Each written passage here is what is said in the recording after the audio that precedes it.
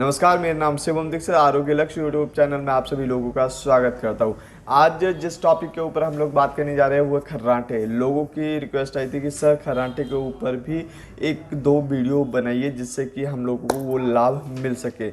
जिस तरीके से आप लोगों ने पिछली वीडियो को देखा है और उनसे लाभ प्राप्त किया है, तो इस वीडियो को भी आप, हम आशा करते हैं कि आप इसे भी उपयोग करोगे और लोगों तक पहुंचाओगे जिससे कि उन्हें भी लाभ मिल सके। ठीक है, तो सबसे पहले हम जानते हैं कि ये बीमारी किन किन लोगों को आती है, क्यों आती है। सबसे पहले जो ओवरवेट होते हैं, जिनका मोटापा होता है, जो ज़्यादा मोटे होते हैं, उन्हें ये बीमारी सबसे ज़्यादा आती है। दूसरा ये आता है कि मेल में, सबसे ज़्यादा मेल में पाया जाता है ये जो खर्राटे की समस्या है वो मेल में ज़्यादा होती है, फीमेल में बहुत कम होती है।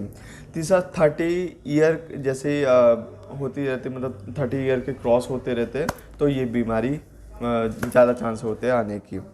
अगर कोई व्यक्ति एक्सरसाइज नहीं करता है, दिनचर्या में एक्सरसाइज इंक्लूड नहीं की है, तो उसे भी इसका सामना करना पड़ सकता है, उसे भी खर्राटे आने की संभावना ज़्यादा होती है।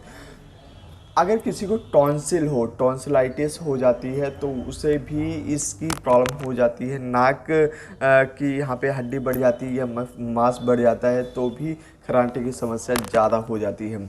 या किसी का जो ये हमारा होंठ का ये भाग है वो आगे की साइड निकला हुआ है या अंदर की साइड दबा हुआ है और ऊपर का आगे निकला हुआ है, तो भी खर्राटे आने की संभावना ज़्यादा होती है। जो शराब पीता है, जो अल्कोहल का सेवन करता है, उसे भी इस बीमारी का सामना करना पड़ता है। या आप दवाइयों का सेवन ज़्यादा करते हो या फिर एलर्जी की दवाई ज़्यादा ले रहे हो तो भी इसका सामना आपको करना पड़ सकता है। उसके बाद में गर्दन, अगर ये नॉर्मल भी हो सकता है, जैसे गर्दन कोई सोया है और वो गर्दन को उसकी तिरछी हो गई है, तो भी खर्राटे आने की संभावना ज़्यादा होती है। तो आइए जानते हैं, ये हमने जाने हैं कि किस तरीके से हमें आते हैं खर्राटे, किस किस वजहों से आते हैं हमें, किस किस कारण से आते हैं हमें ये खर्राटे। अब हम जानते हैं कि किस तरीके से न्यूरोथेरेपी के माध्यम से आप ठीक कर सकते हो उसे बहुत जल्दी। तो आइए हम जानते हैं। सबसे पहले हम ये देखेंगे कि ये जो हमारा थाइमस ग्लैंड होता है, जो ये दो निप्पल है, मैं जो हमारी ये दो निप्पल है, निप्पल के बीचों बीच में हम जाएंगे। यहाँ पे हमारा थाइमस ग्लैंड होता है। थाइमस ग्लैंड को हम स्टिमुलेट करते हैं। किस तरीके से करना है, जो हमारा ये होता है, ये जो हमारा हाथ है, ये जो हमारा हाथ है, ये इस साइड का, वो इस तरीके से आपको करना है। इस तरीके से उस वाले भाग में, जो अभी हम निप्पल के सामने जो भाग था, उसे स्टिमुलेट करना, मतलब इस तरीके से थाइमस ग्लैंड को। उसके बाद में दूसरे हाथ को इस तरीके से करना है। ध्यान रखना है, ये चीज़ आप लेफ्ट साइड से स्टार्ट करोगे, मतलब उल्टी साइड से स्टार्ट करोगे। ठीक है, तो हमारा उल्टा ये है। ठीक है, इसे हम वो करते हैं 1 2 3 4 5 6 7 8 9 10 11 12। उसके बाद में इधर की साइड भी 12 भी होगा। 1 2 3 4 5 6 7 8 9 10 11 12। प्रेशर लगेगा, मतलब प्रेशर ठीक होना चाहिए, ज़्यादा भी नहीं और मतलब हल्का भी नहीं, सफाई भी नहीं करनी है, इसे स्टिमुलेट करना है। ठीक है, उसके बाद में ये हमारा लंग्स का भाग आ जाता है। लंग्स भी उल्टे साइड से ही हम स्टिमुलेट करते हैं। 1 2 3 4 5 6 7 8 9 10 11 12। 1 2 3 4 5 6 7 8 9 10। उसके बाद में ये भी बार बार करना है, निप्पल से स्टार्ट करना है और ऊपर। जो महिलाएं हैं वो ऊपर से कर सकते हैं, जो पुरुष है वो यहाँ तक ये इस तरीके से कर सकते हैं। ठीक है, निप्पल से स्टार्ट करके। और उसके बाद में इस तरीके से हाथ को रखना है और यहाँ से हम लोग स्टार्ट करेंगे। इस तरीके से लिम्फ नोड्स को भी एक्टिवेट करना है, आर्म पिट को भी हमें वो करना है। तो यहाँ से हम ले जाएंगे और इस तरीके से 1 2 3 4 5 6 7 8। इस तरीके से 8 यहाँ पे करना है और 8 यहाँ पे करना है। 1 2 3 4 5 6 7 8। ये हमारा कंप्लीट हो गया वंस। एक बार हमने ये हमारा कंप्लीट हो गया पहली बार। अब इसे इसी तरीके से आप 3 बार करोगे। आप 1-1 मिनट के गैप में 3 बार करोगे। उसके बाद में दिन में 3 बार कर सकते हो या दिन में 2 बार कर सकते हो। इसका लाभ मिलना आपको उसी दिन से ही स्टार्ट हो जाएगा। दूसरा हमारा ये जो भाग है कॉलर बोन का, हमारा जो भाग है, जो कॉलर बोन होती है जहाँ पे हमारे कॉलर होते हैं, उस तरीके से यहाँ पे एक कॉलर बोन होती है, ये जो हड्डियाँ होती है वो हल्का सा इसे इस तरीके से करना है और दबाना है, छोड़ना है, दबाना है, छोड़ना है, दबाना है, छोड़ना है।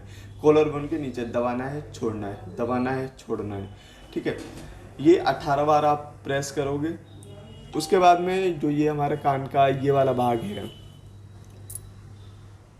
ये वाला जो भाग है हमारा केवम कोंचा जिसे हम बोलते हैं, केवम कोंचा के इस वाले भाग को, जो लंग्स का भाग है, उसे हम इस तरीके से दबाएंगे, छोड़ेंगे, या फिर इसे इस तरीके से हम मालिश भी कर सकते हैं, इसे इस तरीके से। ठीक है, इस तरीके से मसाज करनी है आपको। थोड़ी देर तक आपको मसाज करनी है, जब तक उसमें हीट नहीं महसूस हो जाती है, वहाँ पे गर्माहट नहीं महसूस हो जाती है। उस तरीके से इसमें भी हम करेंगे केवम कोंचा, जो ऑरिकुलर थेरेपी में जो भाग होता है केवम कोंचा का, वो हम स्टिमुलेट कर रहे हैं। उसके बाद में हमारा पीछे की साइड जो ये वाला भाग होता है, इसे भी इस तरीके से हम लोग स्टिमुलेट करेंगे।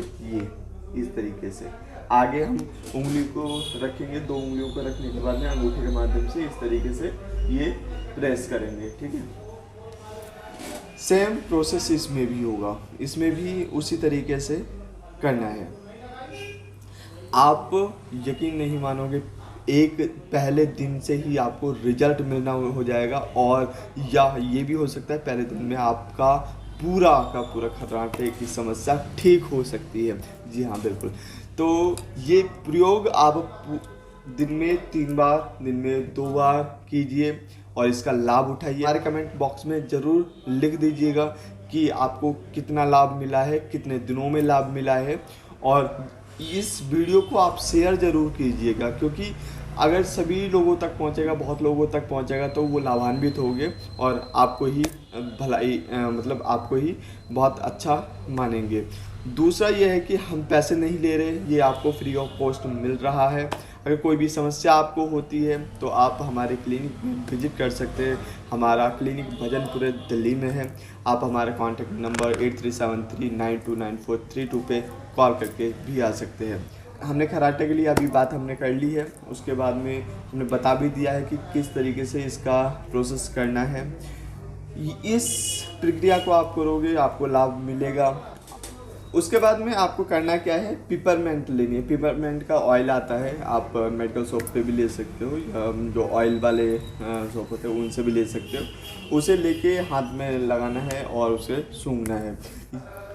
इसका प्रयोग किन लोगों को नहीं करना है, उन लोगों को नहीं करना जिसे हार्ट की दिक्कत है। अगर हार्ट की दिक्कत है उन्हें प्रयोग ये नहीं करना है, और उन लोगों को भी प्रयोग नहीं करना है जिन्हें जो डायबिटीज़ है वो बढ़ी रहती है। अगर किसी को डायबिटीज़ बढ़ी रहती है तो उन्हें भी ये प्रयोग नहीं करना है।